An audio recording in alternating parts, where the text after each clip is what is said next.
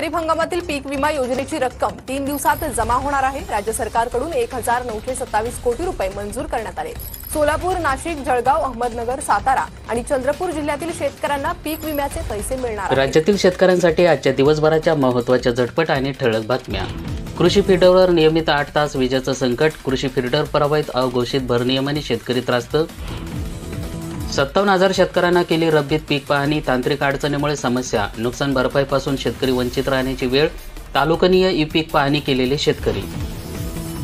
अनिष्ट तफावत विकासाऐवजी शेतकऱ्यांच्या बँकेमार्फत कर्ज वाटप, कार्यपद्धतीतील बदलामुळे संचालक पदावर प्रश्नचिन्ह निर्माण झाले, धोरण तातडीने स्पष्ट होण्याची केली मागणी।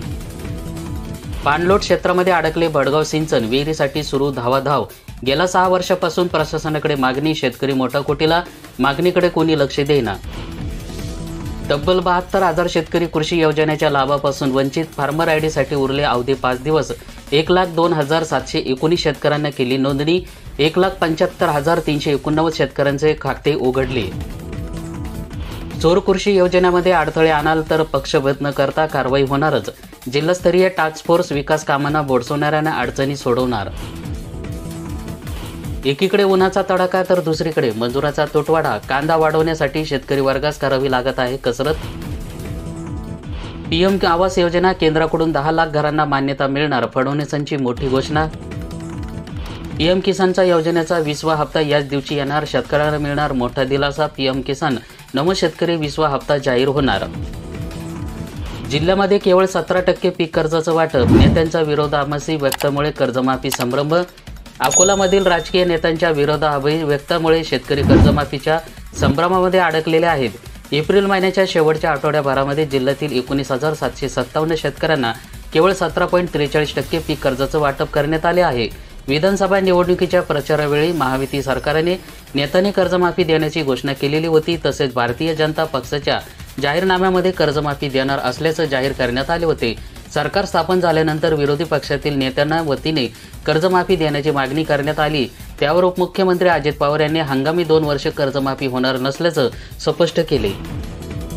पीक कर्जाचं वाटप या प्रकारे झालेलं आहे, तर 19,757 शेतकऱ्यांना 230 कोटी रुपये 14 लाख रुपयांचं कर्ज वाटप करण्यात आले। 17,43% या शेतकऱ्यांच्या खात्यामध्ये जमा करण्यात आले। एप्रिल महिन्यामध्ये शेवटच्या आठवड्याभरानंतर 17.43% पीक कर्जाचं वाटप झालेलं आहे। शेतकऱ्यांना पीक कर्ज करून नवीन कर्ज घ्यायला हवे। 1 एप्रिलपासून नवीन पीक कर्ज वाटपाला सुरुवात झालेली आहे। खरीप हंगामासाठी 1,320 कोटी रुपयांचं उद्दिष्ट देण्यात आले। 8 लाख हेक्टरवर खरीप पेरणी प्रस्तावित, चांगला पाऊस होणार असल्याच्या अंदाजामुळे शेतकऱ्यांमध्ये उत्साहाचं वातावरण। अनुदानातून आंबा पिकवला आणि जिल्हाभरातील बळीराजा मालामाल झाला, पुणे जिल्ह्यामध्ये वाढतोय आंब्याचा फळबाग, सर्वाधिक फळबाग पुरंदरमध्ये। इंदापूरचा दक्षिण पट्ट्यामध्ये केवळ पिकांना अवकाळी फटका, पंचनामे करून शासनाने तत्काळ भरपाई देण्याची मागणी। शेतकऱ्यांचा कापूस विकला आणि कापसाचे बाजारभाव वाढले, वनित कापसाच्या वाढीमध्ये 8,000 रुपयांकडे वाटचाल। सध्याच्या स्थितीला तालुक्यातील बहुतेक शेतकरी कापूस विक्री करून मोकळे झालेले आहेत, त्यानंतर आता कापसाची दरवाढ सुरू झालेली आहे। कापसाचं प्रति क्विंटल 8,000 रुपयांकडे वाटचाल सुरू झालेली आहे, त्यामुळे कापूस विकला आणि कापसाचे बाजारभाव वाढले, त्याचा आम्हाला काय उपयोग, अशी ओरड शेतकऱ्यांमधून होत आहे। कर्जमाफीसाठी निघणार ट्रॅक्टर मोर्चा, संजय देशमुख केंद्र आणि राज्य सरकारच्या आश्वासन फोल यांचेही होते उपस्थित, तर भाव नसल्यामुळे शेतकरी संकटात।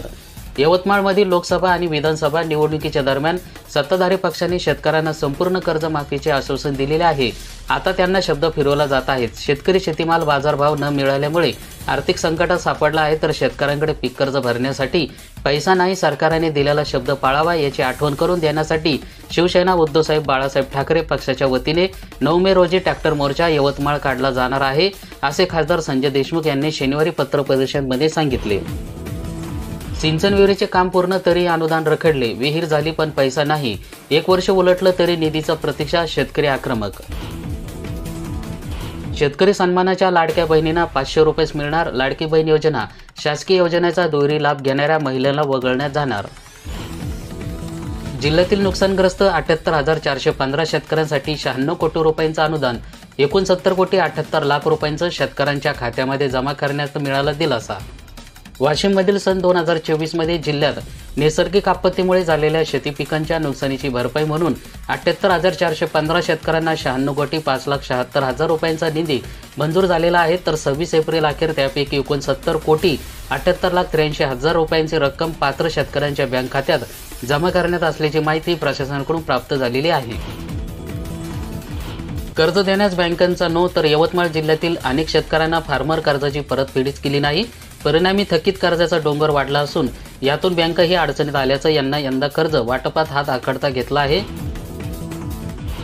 पीक विम्याचे 1,702 कोटी रुपये शेतकऱ्यांच्या खात्यामध्ये आठवडाभरामध्ये येणार. खरीप हंगाम 2024 मधील विमा भरपाईच्या रकमेत वाढ झालेली आहे. आतापर्यंत शेतकऱ्यांना 3,157 कोटी रुपयांची भरपाई निश्चित झालेली आहे. त्यापैकी कंपन्याने शेतकऱ्यांच्या खात्यामध्ये 1,473 कोटी रुपये जमा करण्यात आले. 25 एप्रिलपर्यंत 2,200 कोटी रुपयांचा भरपाई शेतकऱ्यांच्या खात्यामध्ये जमा करण्यात येणार. विमा कंपनीने 29 जिल्ह्यांमधील शेतकरी नुकसानग्रस्त शेतकऱ्यांच्या खात्यामध्ये 25 एप्रिलपर्यंत 2,191 कोटी रुपये विमा भरपाई जमा केली आहे. शेतकऱ्यांना एकूण 3,184 कोटी रुपयांची भरपाई मंजूर झालेली आहे. आंबा बागायतदारांचं आता नुकसान, तर साताऱ्यातील अनेक भागामध्ये मुसळधार पावसामुळे अनेक ठिकाणी वीज पुरवठा खंडित. हिंगोली जिल्ह्यातील 181 कोटी रुपयांची विमा भरपाई मिळणार. 166 कोटी रुपये शेतकऱ्यांच्या खात्यामध्ये जमा. सोलारसाठी जास्तीचे पैसे मागितल्यास कंपनीवर कारवाई होणार. सोलार बसवण्यासाठी शेतकऱ्यांकडून खडे खोदून घेणे, वाहतुकीसाठी पैसे मागणे तसेच त्यांना सिमेंट वाळू आणण्यास सांगणाऱ्या मे रोटीमेक सोलार कंपनीने केलेल्या कामाची महावितरणकडून पाहणी केली जाणार आहे. कर्जमाफी नावे शेतकऱ्यांची फसवणूक. छावा क्रांतिकारक सेनेचा बैलगाडी आंदोलन. शेतकऱ्यांना कर्जमाफी करण्याचं आश्वासन देऊन कर्जमाफी केली जात नसल्यामुळे राज्यातील शेतकरी प्रकार सत्याने समोर येत आहेत. शासनाने चुकीच्या धोरणामुळे आणि कर्जबाजारीमुळे शेतकरी रोज बळी पडत असून मात्र अशातही सरकार शेतकऱ्यांच्या समस्याबाबत गंभीर नसून कर्जमाफीचं आश्वासन देऊन सुद्धा सरकारने शेतकऱ्यांची फसवणूक केल्याचा आरोप छावा क्रांतिवीर सेनेच्या वतीने शिर्डीमध्ये बैलगाडी मोर्चा काढण्यात आला. खानदेशात बँकाकडून सक्तीचं पीक कर्ज वसुली. खानदेशातील शेतकऱ्यांवर राष्ट्रीय आणि इतर बँकांकडून पीक कर्ज वसुलीसाठी सक्ती केली जात आहे, तर शेतकऱ्यांच्या बँकांच्या या कारवाईला विरोध करत त्यांच्यावर नाराजी व्यक्त केली जात आहे.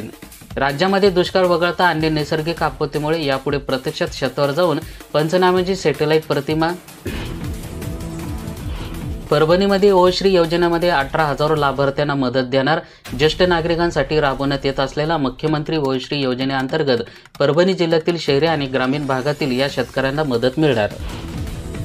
कर्जमाफीसाठी शेतकरी संघटना आक्रमक. मुख्यमंत्री उपमुख्यमंत्र्यांची भेट घेणार. नाशिक जिल्हा मध्यवर्ती बँकेने सक्तीच्या कर्जवसुली बंद करावी. शेतकऱ्यांचे संपूर्ण कर्ज माफ करावे. नाशिक जिल्हा मध्यवर्ती बँकांना फक्त मुद्दल द्यावे. संपूर्ण व्याज शासनाने भरावे. मुख्यमंत्री उपमुख्यमंत्र्यांची भेट घेऊन यांच्यामार्फत मागण्या मांडण्यात याव्यात असा निर्णय शेतकरी समन्वय समिती, 138 आदिवासी सहकारी संस्था तसेच जिल्ह्यातील शेतकरी संघटनेच्या बैठकीमध्ये घेण्यात आला. राहुल गांधींना देशाची माफी मागावी. भाजप महानगर प्रमुख प्रशांत जाधव यांची मागणी. अद्रकचे भाव कोसळल्यामुळे शेतकरी त्रस्त. 18,000 वरील अद्रक 1,800 रुपये क्विंटलवर पोहोचली. शेतकरी मोठा कोटीला. मॉल्चिंग पेपरमुळे शेती शिवार चमकले, तर आधुनिक तंत्रज्ञानाचा वापर. मिरची भाजीपाला लागवडीसाठी मोठा उपयोग होणार. थकीत एफआरसी प्रश्नी आणखीन 5 कारखान्यावर जप्तीचे आदेश. बीडमधील माजलगाव येथील कारखान्याचा समावेश. शेतकरी मालामाल झालं तर कोणी लावतोय केशर आंबा, तर कोणी मोसंबी.